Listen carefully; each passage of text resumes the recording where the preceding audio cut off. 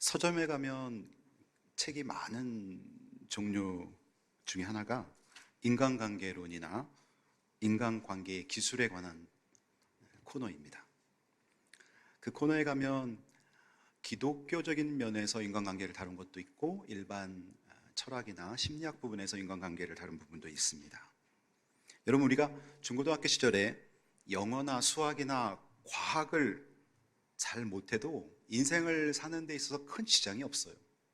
여러분, 지금 40대, 50대를 살고 있는 분들이 과학, 또 수학, 구구단 정도 사용하고 있지 미적분을 우리가 사용하겠습니까?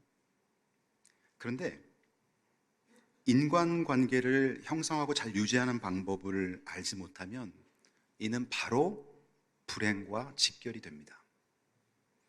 그러니 사실은 우리는 초등학교, 중학교 때 인간관계론을 배웠어야 되는 거죠. 그러나 그걸 가르쳐주는 사람이 없어요.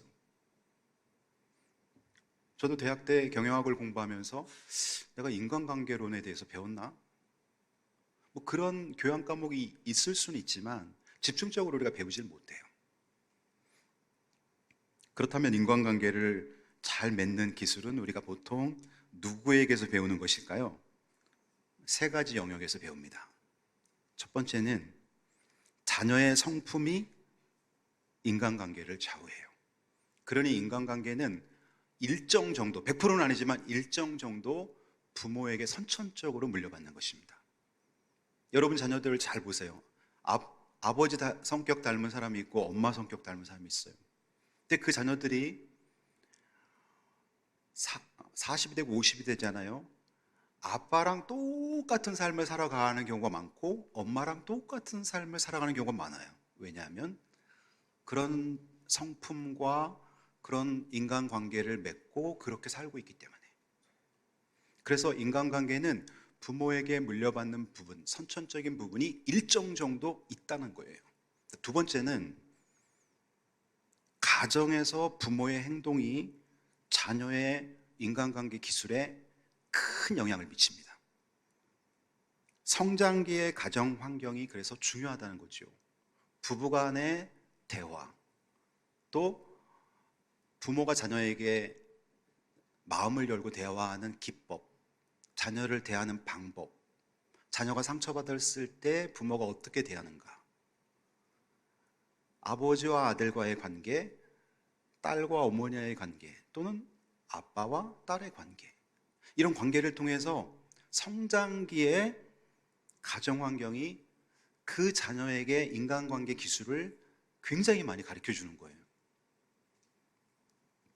그러면 이런 생각이 들 때가 있죠. 나는 부모에게 좋은 성품을 물려받지도 못한 것 같고, 또 결혼해서 우리 부모님한테 좋은 가정 환경에서 내가 인간관계 기술을 많이 습득하지 못한 것 같다. 그런 분도 세 번째가 남아 있어요. 세 번째는 뭐냐면 성인이 된 후에 롤 모델에게서 받는 영향입니다. 이 롤 모델은 존경하는 분이 생기는 거예요. 20살 이상이 되었을 때 그 사람의 삶에 굉장한 영향력을 미치는 존경하는 분을 만나게 되면 이 사람이 그 사람에게서 사람 대하는 법을 배우고 그 사람의 언어 습관을 배우고 그 사람의 생활 습관을 담게 돼 있어요. 그러면 이 존경하는 분이 누구냐? 우리 그리스도인들에게 가장 영향력을 미치는 분이 바로 예수님이고 성경, 바이블이라는 것이죠. 바이블과 예수님, 그리고 또 존경하는 분이 목사님이 될 수도 있고 교회학교 선생님이 될 수도 있고 목장 리더가 될 수도 있고.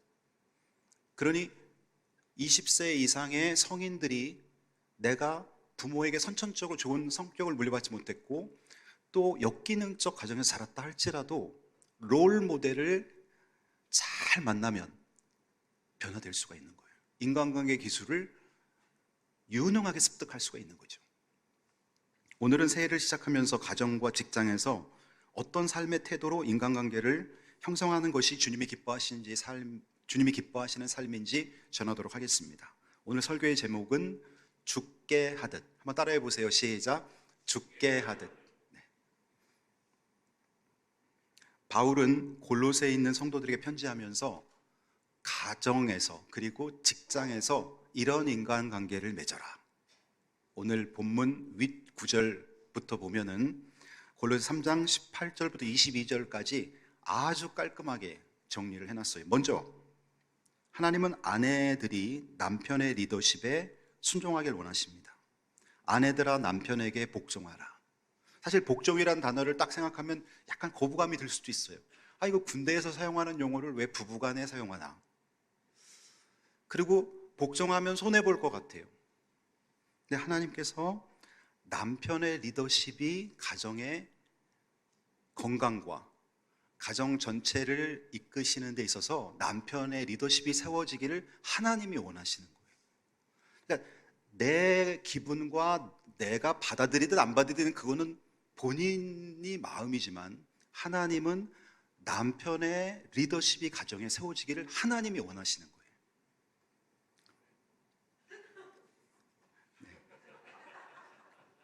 그래서 여성분들 한번 생각을 해보세요.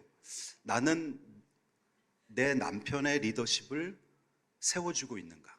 인정해주고 있는가? 남편이 소천하시거나 혼자 계신 분들은 예전에 남편에게 나는 남편의 리더십을 잘 세워줬는가를 한번 여성분들은 스스로 생각을 해보세요. 그리고 하나님의 말씀이 정말 어떤 영향력이 있는지 남편의 리더십을 잘 세워줬을 때 아내가 느끼는 행복, 자녀가 느끼는 행복도 누려보시길 바랍니다. 두 번째는 이제 남편이 아내에 대한 건데요. 3장 19절에 보면은 남편들아 아내를 사랑하며 괴롭게 하지 말라. 괴롭게 하지 말라. 아내를 괴롭게 하는 사람들이 더러더러 있잖아요. 그래서 이 말은 뭐냐면은 아내를 행복하게 해주라는 거예요. 아내를 괴롭게 하지 말아라. 남성들은 한번 생각해 보세요. 나는 아내를 행복하게 해주고 있는가? 아내 마음속에 가시를 꼽지는 않는가? 아내를 행복하게 해주라는 거예요. 여러분, 하나님의 이 창조 질서를 이게 뭐 남녀 불평등 이런 차원에서 보지 말라는 거예요. 하나님이 이 남자와 여자를 만날 때 뭐 화성에서 온 남자, 금성에서 온 여자 뭐 그런 책도 있듯이 남자는 인정의 욕구를 하나님 부어 주셨어요. 남자는 인정받을 때 행복을 느껴요. 여자는 보호받고 사랑받을 때 행복을 느껴요. 그래서 남자의 리더십이 세워질 때 남자가 행복하게 되고 여자를 행복하게 해줄 때, 괴롭게 하지 않고 따뜻하게 대하며 보호하고 사랑해 줄 때 여성이 행복하게 되죠. 하나님의 창조 질서입니다. 3장 20절에 보면 자녀가 부모를 대하는 태도. 자녀들은 자녀들아 모든 일에 부모에게 순종하라. 이는 주 안에서 기쁘게 하는 것이니라. 모든 일에 부모에게 순종하라. 이 본을 보이신 것이 삼위일체 하나님입니다. 삼위일체 하나님을 보면 성부 하나님, 성자 예수님, 성령 하나님. 성자 예수님은 성부 하나님의 뜻에 온전하게 순종합니다. 그리고 성육신 하셨습니다. 그리고 3년 후에 33세의 나이에 십자가를 지셨습니다. 빌립보서 2장 5절로 8절에 보면 너희 안에 이 마음을 품으라. 그는 근본 하나님의 본체시나 하나님과 동등됨을 취할 것으로 여기지 아니하시고 자기를 낮춰 종의 형체를 가져 죽기까지 복종하셨으니 그 십자가에 죽으심이라. 너희 안에 이 마음을 품으라. 곧 그리스도 예수의 마음이라. 그러니까 예수님은 하나님 아버지 뜻에 죽기까지 복종하셨다는 거예요. 순종. 자녀가 부모의 말씀에 순종할 때 부모도 행복을 느끼고 자녀도 행복을 느껴요. 그러면 부모는 자녀에게 어떻게 대하나? 21절 보면 아비들아 너희 자녀를 노엽게 하지 말지니 낙심할까 함이라. 노엽게 하지 말다라는 이 단어를 표준세 번역하고 우리말 성경 공동 번역 제가 이렇게 읽어봤더니 아비들아 너희 자녀를 화나게 하지 말라. 어떤 성경은 화나게 하지 말라 이런 번역서가 있고, 또 노엽게 하지 말라를 못 살게 하지 말라. 아비들아 너희 자녀를 못 살게 하지 말라. 이렇게 또 번역해 놨어요. 그러니까 노엽게 한다는 것은 뭐냐면은 자녀로 하여금 큰 상처와 아픔을 주는 걸 말하는 거예요. 부모가 자녀에게 벌을 주고 자녀가 잘못된 길로 나갈 때 종아리를 때린다고 해서 그 아이가 상처받는 거 아니에요. 자녀가 정말 상처받는 건 뭐냐 하면 부모가 이해되지 않는 행동을 계속 강요할 때, 그 자녀가 이해가 되면 괜찮은 거예요. 내가 벌 받는 것이 부모님 마음 아프게 하고 부모님에게 좀 속상하게 해서 나 지금 벌 받는 거야. 괜찮은 거예요. 근데 벌을 주지 않는다래도 말로만이라도 부모가, 자녀는 지금 이해하지도 못하는데 그 부모의 행동을 이해하지 못한 똑같은 걸 계속해서 강요할 때 자녀는 상처를 받게 되고 화나게 되고 못 살게 느낌을 받는 거죠. 다시 말하면 부모가 공감 능력이 없을 때 자녀는 노여움을 타게 되고 화가 납니다. 공감 능력, 이해해 주는 거죠. 상대방의 느낌을 함께 느끼는 공감 능력. 여러분, 우리의 자녀들이 세상 살면서 제일 중요한 영역 중에 하나가 공감 능력입니다. IQ보다 더 중요하다 그러죠. 요즘에 IQ는 그냥 평균이나 평균 아래에 있어도 괜찮아요. 근데 공감 능력이 떨어지면 공동체 안에서 미움받아요. 잘 생활을 못해요. 공감 능력은 너무나 중요한 거예요. 상대방의 마음을 읽을 수 있는 거죠. 그래서 너 괜찮아? 물어보는 거죠. 제가 지난주에도 그런 예화를 들었죠. Are you okay? 너 괜찮아?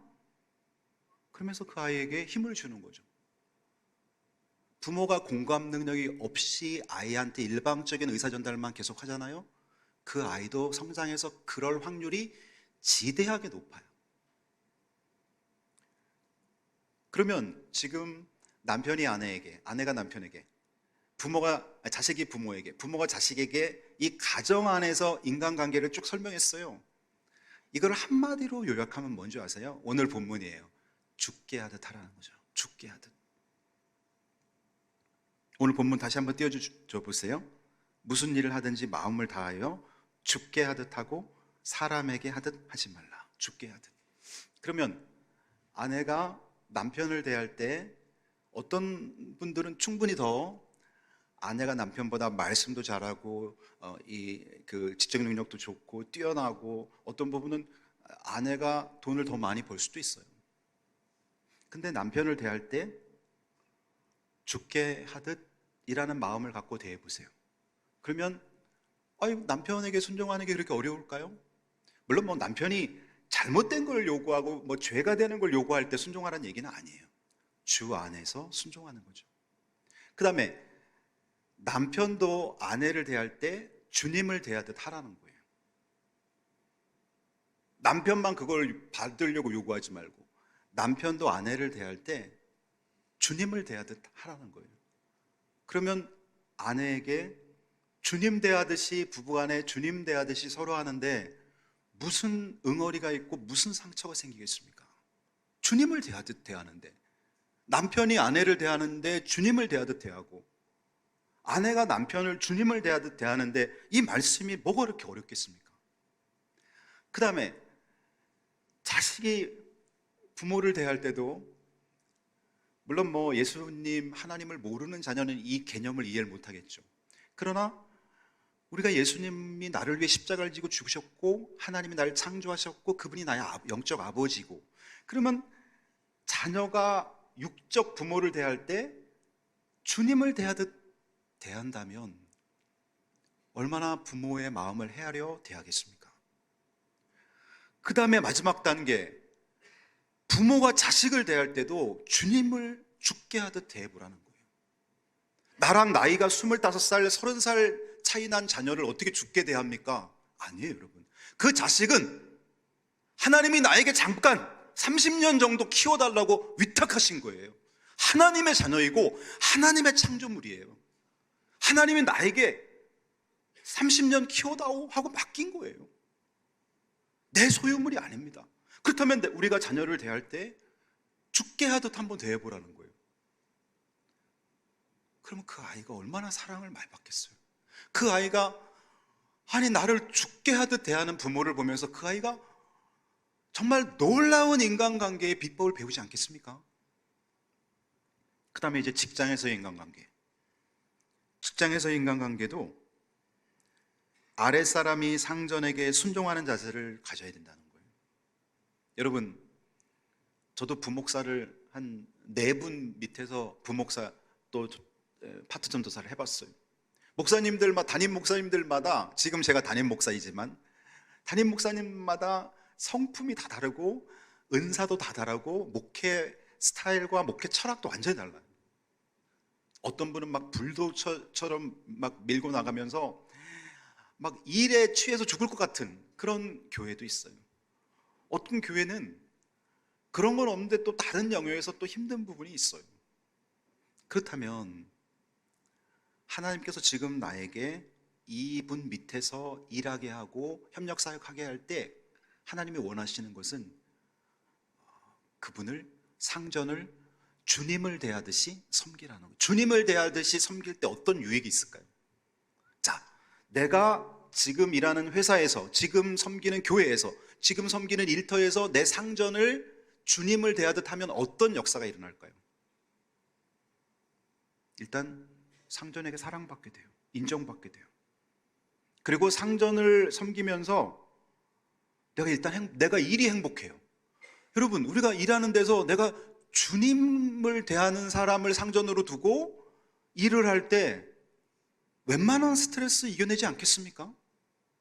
그리고 놀라운 비밀이 하나 또 있어요. 내가 나중에 상전이 될 때 나를 그렇게 섬겨줄 수 있는 사람들을 하나님이 배정을 해줘요. 놀라운 거예요. 나는 상전한테 전혀 순종하지 않고 농땡이 피우고 겉으로는 순종하는 척하며 속으로는 욕하면서 내가 리더십 위치에 있을 때 그런 순종적인 사람을 만나길 원한다는 자체가 어긋나는 거 아니에요? 그렇기 때문에 우리가 있는 자세에서 상전을 죽게 하듯 섬기라는 거예요. 하나님의 놀라운, 너가 만약 그렇게 하면 너가 그 위치에 갈 때 그런 사람 붙여줄 거야. 여러분, 하나님 말씀을 보면요, 공짜가 없어요. 정말 정확하시고 오묘하시고 그러신 분이에요. 그래서 우리 기도해야 돼요.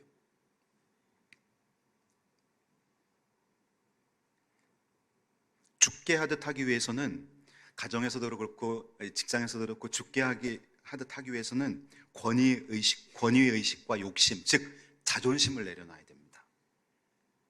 한번 따라해 보실래요? 자존심을 내려놔야 된다.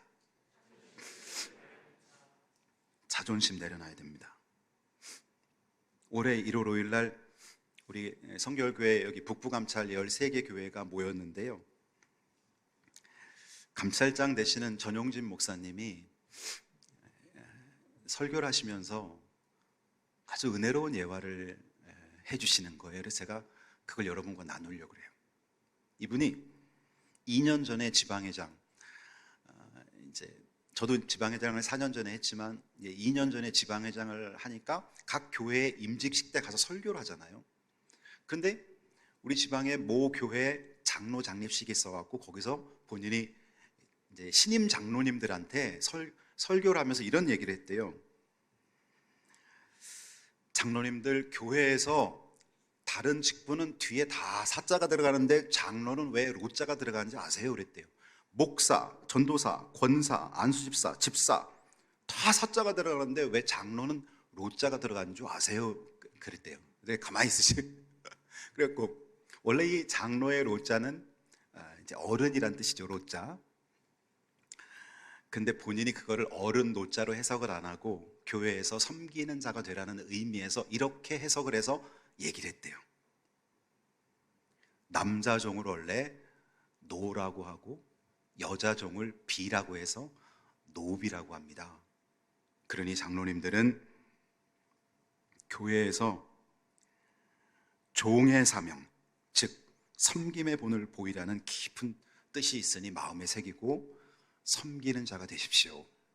그렇게 이제 본인이 얘기를 했대요. 그랬더니 신임 장로님들이 얼굴이 굳어 있더라는 거예요. 그래서 좀 미안한 생각이 들어서, 장로님들 너무 섭섭하게 생각하지 마세요. 목사는 목이 4번 잘려야 되는 사람이 목사입니다. 목이 4번 죽어야 됩니다. 4번 죽어야 되는 게 목사입니다. 그리고 왔대요. 그리고 돌아왔는데 이제 이분들이 나중에 만나면은 목사님 왜 4번 죽어야 돼요? 물어볼 것 같더라는 거예요. 그래서 자기가 곰곰이 서재에서 생각을 했대요. 목사는 사실 뭐 한자로 그런 의미는 아니지만, 목사가 4번 죽는다면 어떤 부분에서 4번 죽는 것인가 생각을 해봤더니, 첫 번째는 사회적 죽음. 여러분, 목사님들은요 목회 한 10년만 하잖아요. 세상 친구들 다 떨어져 나가요. 고등학교 친구, 중학교 친구, 고향 친구 하나도 없어요. 뭐 토요일날 주일날 보통 만남 한다는데 그게 제일 바쁠 때가 토요일 주일인데 어딜 가요? 오랜만에 이제 동창회 한다고 연락이 와서 한번 가보잖아요. 다 소주하고 술 먹고 그러는데 무슨 얘기를 해요 거기서? 그러니까 목회자는 사회적으로부터 인간관계의 단절을 경험해요. 사회적 죽음이죠. 두 번째는 가정으로부터의 죽음. 우리 강남 지방에 67개 교회가 있는데 40교회 이상이 다 미자립 교회예요. 미자립 교회라는 거는 교회가 자립하지 못해서 담임 목회자 사례비도 제대로 주지 못하는 교회들. 그래서 보통 사모님이 직장 다니거나 목사님들이 대리운전하거나 택배 일을 해요. 보통 목사님들이 많이 해요. 그러니까 목회자들이 자기 자녀들 학원 보내고 싶고 그래도 한 번 학원을 못 보내는 거예요. 그리고 자기 아내 그 사모님들 일하는 거를 보면서 되게 미안해하고 안쓰러워하는 거예요. 그래서 목회자가 아버지 노릇, 남편 노릇 제대로 못하면서 가정에서 또 한 번 죽는 거예요. 세 번째 죽음은 교회에서의 죽음. 여러분들이 생각할 때는 우리 이수교회의 최고 리더십 자리가 그래도 교회 안에서는 담임 목사 아닌가 생각하지만, 목사랑 성도랑 싸우면 누가 이기는 줄 아세요? 성도가 이겨요. 100% 이겨요. 왜 이기냐면, 아니 교회가 이 교회밖에 없어, 나 딴 교회 갈 거야. 꼼짝 못해요. 목회자들은 어떻게든지 성도들을 이해해주고 맞춰주고 들어주고 섬겨주는 게 목사예요. 그래서 목사는 교회에서 또 교회 모든 성도들을 섬기는 위치에서 또 한 번 죽는 거예요. 그 자기가 가만히 생각해 봤더니 사회적으로 죽고 가정에서 죽고 교회에서 죽고, 근데 한 가지가 생각이 안 나더라는 거예요. 그래서 그 다음날 새벽 기도를 하고 나서 혼자 앞자리에 앉아서 기도를 하고 성도들이 다 가고 이제 혼자 늦게까지 기도를 하는데 하나님의 음성이 들려오더라는 거예요. 4번째는 자존심이야. 그러더라는 거예요. 하나님이 4번째는 자존심이야. 자존심이 죽어야 돼. 귀로 들려오는 게 아니라 기도하는데 가슴으로 쫙, 본인이 이제 그런 생각을 하고 있었으니까 가슴으로 쫙 들려오는데 4번째는 자존심이야. 그러더라고요. 그 주님의 음성을 듣는데 자기도 모르게 마음이 불끈하면서, 아니 하나님, 제가 사회에서도 죽고 제가 가정에서도 아버지 남편 노릇 제대로 못해서 가정에서도 죽고 교회에서도 내가 죽고 살고 있는데, 그 목사라는 자존심 하나 지금까지 버티고 목사라는 자존심 갖고 지금 살고 있는데 그것까지 죽으라. 하나님, 지금 주님 너무하십니다. 자기가 그랬대요. 자기도 모르게. 그랬는데 갑자기 이분이 정말 환상을 보신 거예요. 예수님 모습을 한 머리가 이렇게 여자들 머리처럼 길고 하얀 옷을 입은 예수님, 이목구비는 잘 안 보이는데 예수님 형상을 한 분이 정말 이 얼굴 앞에 한 15cm 앞에 딱 나타나더니, 그래도 십자가에서 죽는 것보다는 낫지 않겠느냐 그러더라는 거예요. 그래도 십자가에서 죽는 것보다는 낫지 않겠느냐. 자기가 그 주님의 음성을 듣고 하염없이 그 새벽에 하염없이 눈물이 나더라는 거예요. 자기는 자기 몸에 눈물이 그렇게 많은지 몰랐대요. 너무나 많은 눈물. 그거를 우리 북부감찰 모임에서 이야기를 하는데 모두가 은혜 받았습니다. 여러분, 왜 목회자만 그렇겠습니까? 우리가 죽게 하듯 하기 위해서는 자존심으로부터의 죽음이 필요한 거예요. 남편이라는 자존심, 부모라는 자존심, 내가 상관이라는 자존심, 그거 내려놓을 때 정말 우리가 죽게 하듯 섬길 수가 있는 것이죠.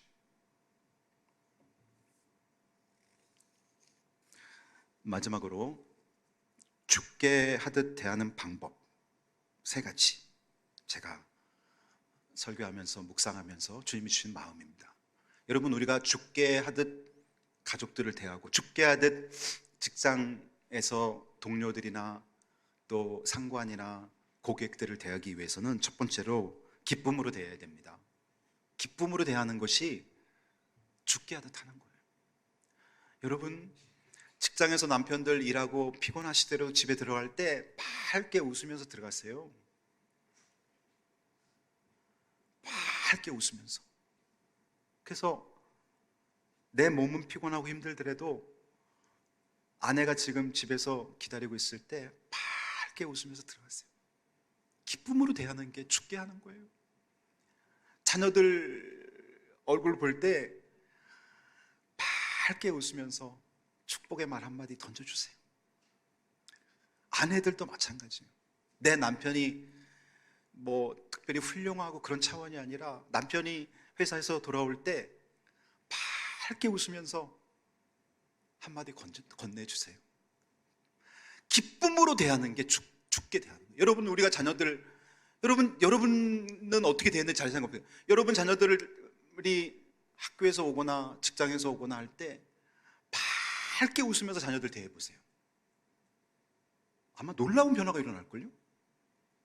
내가 힘들다고 찌든 얼굴 보이지 말고 기쁨으로. 여러분, 우리가 죽어서 저 천국문 앞에서 예수님이 나와서 한 명 한 명 생명책의 이름 확인하고 우리를 맞아들일 때 얼마나 기쁘게 주님을 대하겠습니까?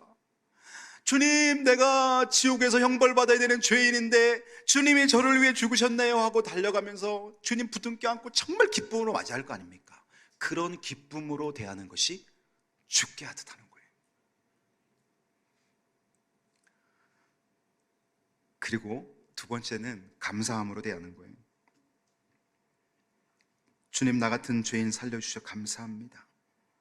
저 대신 십자가에서 피 흘려주셔 감사합니다. 천국을 선물해 주셔서 감사합니다. 감사함으로 대하면 그게 죽게 하듯 하는 거예요. 여러분, 예수님 만났는데 원망하는 사람 있겠어요? 여러분이 여러분을 구원해 주시고 여러분을 위해 죽으신 부활하신 예수님 만나는데 신세한탄 하시는 분 있겠어요? 제일 먼저 나오는 게 뭐예요? 감사해요. 찬송가 305장 나 같은 죄인 살리신 그 은혜 놀라와, 그 찬양 부를 거 아닙니까? 그렇게 남편을 대하고, 그렇게 아내를 대하고, 그렇게 부모님을 대하고, 그렇게 자녀를 대하는 거예요. 그렇게 직장 동료를 대하고, 그렇게 고객들을 대하는 거예요. 쉬운 일 아니죠. 그러나 하나님의 은혜가 있다면 가능한 일이에요.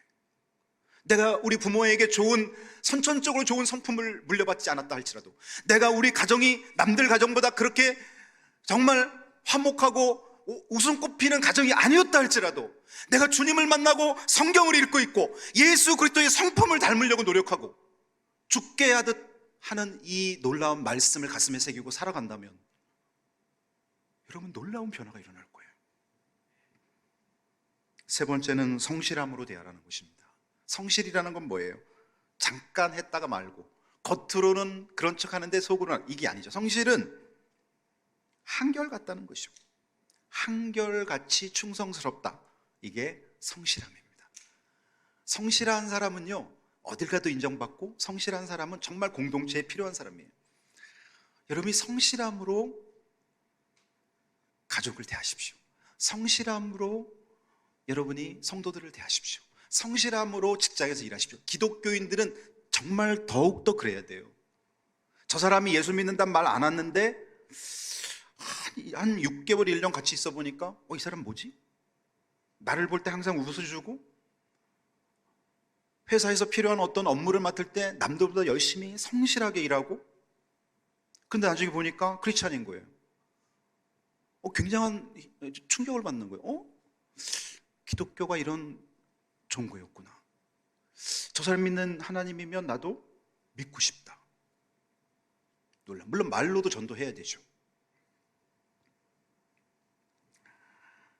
오늘 우리가 헌신의 결단을 합니다. 과거를 후회하는 데서 그치는 사람이 되지 마십시오. 행복으로 나아가려면 변화된 삶을 꿈꾸십시오. 나이가 들면서 좋은 쪽으로 변화되는 사람이 있고요, 나쁜 쪽으로 변질되는 사람이 있어요. 변화라는 말은 긍정적일 때 사용하고요, 변질이란 말은 부정적일 때 사용해요. 여러분은 나이가 들면서 변화되고 있습니까? 변질되고 있습니까? 가정에서 가족을 대할 때 죽게 하듯 하십시오. 직장에서 직원들이나 고객들 대할 때 죽게 하듯 하십시오. 교회에서 성도들 대할 때, 청년들이나 청소년들이나 아동부나 유치부 아이들을 대할 때, 아이고 이거 내 손주 같네, 내 아들 같네. 그러나 하나님의 자녀, 주님을 대하듯 아이들을 정말 사랑으로 말 한마디라도 축복해주고 그러면요, 그 아이들이 놀라운 변화가 일어나요.